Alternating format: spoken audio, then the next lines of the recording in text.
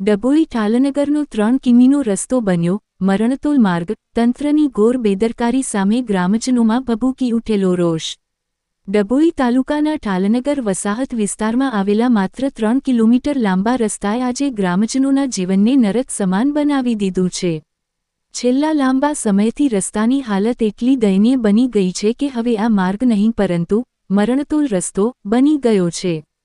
તંત્રની ઘોર બેદરકારીના કારણે આ રસ્તો સંપૂર્ણપણે ધોવાઈ ગયો છે અને રોજિંદા અકસ્માતો તથા મુશ્કેલીઓનું કારણ બની રહ્યો છે।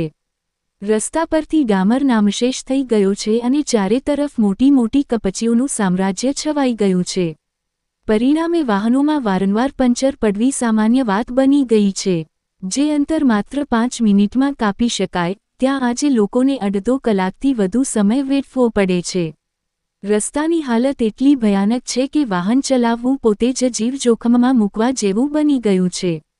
કટોકટીની પરિસ્થિતિમાં તો સ્થિતિ વધુ ગંભીર બની જાય છે।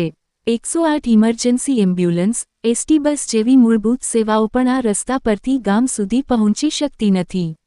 બીમાર દર્દીને હોસ્પિટલ પહોંચાડવું એટલે લોઢાના ચણા ચાવવા જેટલું કઠિન કામ બની ગયું છે। આ દયનીય રસ્તાનો સૌથી મોટો ભોગ બાળકો બની રહ્યા છે। શાળાએ જતા વિદ્યાર્થીઓને દરરોજ જીવ જોખમમાં મૂકીને મુસાફરી કરવી પડે છે।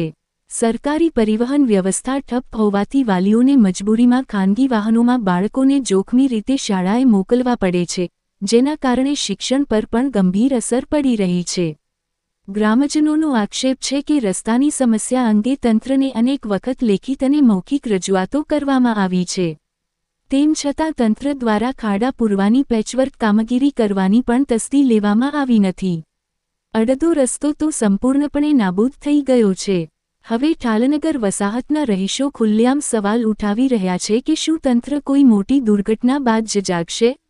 જો વહેલી તકે આ રસ્તાનું નવેસરથી મજબૂત નિર્માણ કે તાત્કાલિક રિપેરિંગ નહીં કરવામાં આવે તો ગ્રામજનો ઉગ્ર આંદોલન કરવાની ચીમકી આપી રહ્યા છે।